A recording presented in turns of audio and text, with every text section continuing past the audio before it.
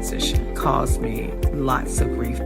My father, my mother, my youngest sister transitioned. But when my son passed, it was absolutely one of the hardest things I had experienced. In the space I found, I was looking for something and someone that could help.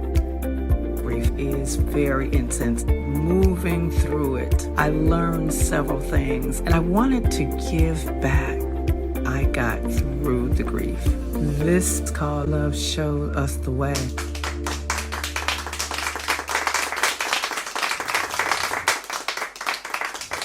Hello, women and mothers. Welcome again to Love Show Me the Way. This is a podcast for women that have lost a child. I'm your host, EMaia, and we are talking continually about how to heal from the grief of a child passing. Today, I would like to speak more about how and why coming through the grief of a lost child, no matter what their age, is so important. You know, death is a necessary and ultimate happening that happens in this human experience. We will not always be here. And it's very hard in our culture to talk about it.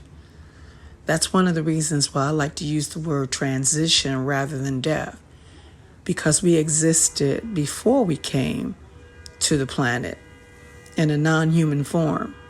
And I believe that we would go back to that non-human form. So I like to say we make a transition rather than that we died. But that's for you to believe or not believe. But I just want to offer that to you. What if that is the truth? It's like you see leaves fall off a tree and then they come back every year, or whatever that season is that causes in the fall, in the autumn, they come back again in the spring. And so we are very much similar to that. We can actually reincarnate. But I don't want to spend a lot of time in that conversation today. I just want you to know that that is part of where this comes from. But one of the reasons why it's so necessary that I want for you as I wanted for myself to come through the grief is because we came here for a purpose. And the grief can hold up you coming and living that highest and best self. So one of the things that I wanted to let you know is that it is possible to reignite your inner spark. Some of you could be in your 20s, 30s, 40s, or 50s. And some of you have lived long enough to know that life is a process, that we're actually like in school, and you start in kindergarten, go through elementary, then to high school, and then to college and post-grad, depending on what it is that you plan to do in the world. But when you're in the grief process, it's hard to do anything but do the grief. And so I want you to know that there's life after the grief, that you can, in fact, come through it, and that it does not attach to you forever. The grief process is just that, a process of being able to honor your loved ones, your child in this case, but it could be also, in another case, your mother, your father, your sister, your brother. But we're talking about women that have had children that has actually made their transition, because it's one of the hardest griefs, because it seems like it's out of order. It seems like we should go before our children, and normally that is what happens. So I know that the grief of a child making a transition can be more traumatic. And I want to acknowledge that because I'm one that went through that. I don't make light of it at all. I just want you to know that you can come through it on the other side, totally in place, and be able to reignite your inner spark. We all came with one. We're all here for a purpose. We're all here to do something, to give something. And when you come through the grief on the other side, you are able to embark on a journey of self-discovery or self-rediscovery and embrace your most authentic self. That's what I want to speak about today, is your best and highest and most authentic self. Some of us might not even know what that looks like. Depending on where you are in your life, what have you done before your child made transition? What are you even attempting to do now? Some of us may not even know what our most authentic self is. But this is the time to do it. Look around today and you see women in places and positions of power that have never been in these United States. But we not only see it in the United States, we're seeing it outside of the United States. Look at Mexico. It's just had its first woman president. There's a lot going on in the world. Even here in our country, we're experiencing the possibility, and I must say I'm praying that we have our first women president. There's a lot going on in the world, and it's because we are coming through this time of the divine feminine coming forth to be in place with the divine masculine. You see, there is no one or the other. We don't have to give up one for the other either. In this life and human, it takes a man and a woman to bring a child forth. And so in the spirit world, in our life, the man and the woman brings balance. And we've been out of balance for a long time. I know that every woman that is listening knows that wherever you are, wherever you live, wherever you are in the world, we are experiencing a lot of matriarchal, matrifocal, and misogyny all over the world, where women are minimized and belittled and deemed to be less than a man. But the energy is shifting on the planet because it's time for healing to happen. And where does that happen? Where does that healing happen first? It is in us. It is in us. We must come to an awaken that we are powerful beings as women, that we have incarnated as women for a purpose. Again, it's not that because we're better than men. It's just that we have some innate abilities that causes us to do some things easier and quicker than some other people. I just want to tell you that sometimes we're living in these times, and certainly have lived in decades and generations, where women have been demoralized, belittled, and seemed as less than. I know in my lifetime that has been true as well, no matter what your culture, your mother tongue is, or anything. There are certain times, though, that the women have come forth, and especially think about Mother Teresa and all that she was able to do in her lifetime to help some other women as well. Think about Amachi. You know her as the mother, and some people call her Amma, and how she would lay hands on people for hours at a time without eating. They would give her water, but people would be healed as they came to her. And she would go for hours, 10, 12, 14, 16 hours at a time, bringing forth the healing of the Divine Mother.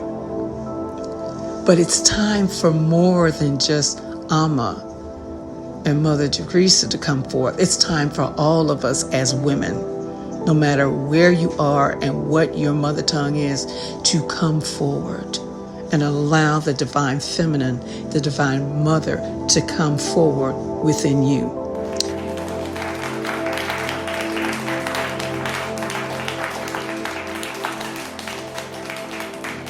Even Tony Robbins' wife has a course right now called Unleash Her Power Within. Even as much as Tony goes all over the world speaking to people about the power within and how you can be positive in your life, he's meeting and working with his wife because he knows that when women unleash the power within them, that's a whole nother thing.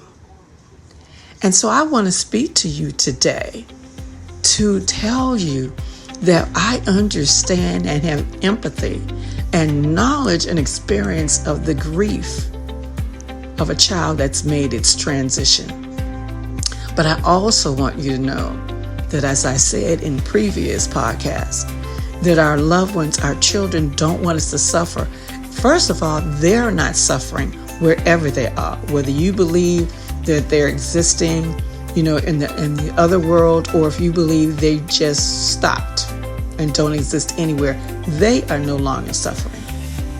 And if they could appear to you today, they would say, as my son said to me after his transition in an experience that I had with him, he said, "Ma, live your life."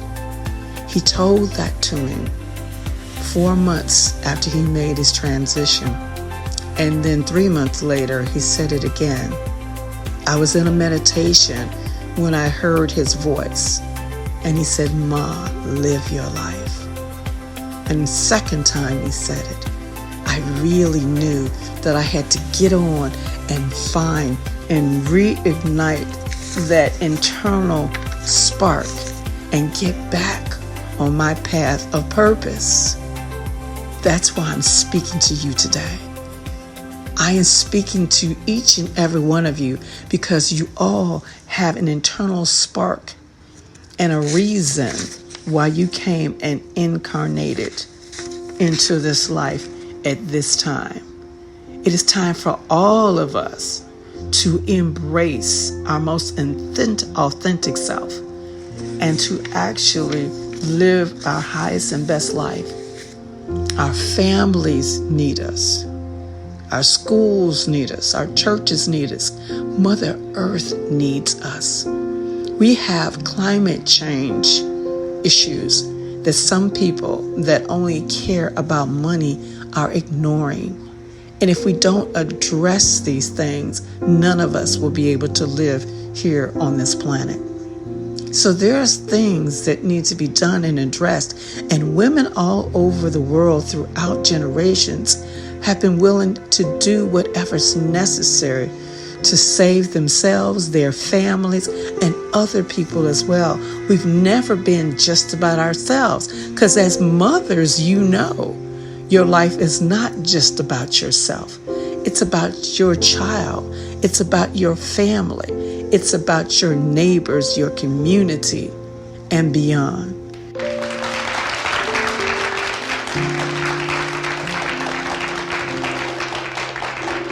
So we come here with this innate ability. We come here with this purpose within us. And that is part of the divine feminine, the divine mother, that it has purpose to heal and nurture and support others beside itself. I think I've told you in one of the stories about a woman from Kenya that was running from tribal killings that was happening. And the only way that she survived is that this Catholic minister kept her and 6 other women on top of each other in a bathroom for over a month. And she said while she was there, she was laying on the lap of Mother Mary. That's how she kept her sanity. That is how the Spirit Divine Mother kept her sane, so that when it was time and she could no longer stay in that bathroom, the door was open and the priest told her, "You have to run," because they were coming to kill him and everybody else. She was able to, after 30 days and have lost 30 pounds, she was able to get enough strength to run out and get to the line that allowed the people that were coming in from other countries to help them to continue forward. And she is alive today to tell that story. So we as mothers and as sisters to each other have that same calling on us right now. It is time for us to awaken to our true power and ignite our unstoppable self. Yes, the grief is real, but the grief is only temporary. And in that grief, you can heal and come out stronger than you ever were before you went in. So I want to encourage you to do these couple things to start, is just to acknowledge, first of all, that you are someone that was chosen to be here, that you chose to be here at this auspicious time on the planet. Acknowledge that. Pat yourself on the back and say, yes, I did agree to be here at this time. Know that. Acknowledge that you were not an accident. The second thing is I want you to awaken to that memory of why you came, that you didn't come here just for nothing. You came with a purpose and for a purpose. And it is time for you to now reawaken to that purpose. And lastly, allow yourself to go through the transformation of coming out fully and through fully the grief and awakening, acknowledging, and going through the transformation so you yourself can be one of the women that was destined to be here to help bring forth the Divine Mother and Divine Feminine in its many forms. Again, I am so grateful to still be here in physical form so I too can do what I'm asking you to do. So again, my sisters and my mothers, I want to give thanks for each and every one of you. Every time I get a chance to share with you, I am grateful that I am still here in physical form to encourage and inspire each and every one of you to live your highest and best life so that the world can be changed and be better because you came to the planet. So if you'd like to hear more, please reach out to me at loveshowmetheway@gmail.com. If you'd like some encouragement, I do one-on-one experiences, and I'm hoping to open up a women's group online and in person. So if you'd like to be if you'd like to be a part of any of that, or would like to know more about it, please reach out to me to loveshowmetheway@gmail.com. And you can also visit my website at www.loveshowmetheway.com, because it is the healing power of love that allows us to do all that we do and to be all that we can be. So until the next time, may the all that is continue to shine on you. Let love and light bring all happiness and joy to you. Until I speak to you again, peace and blessings.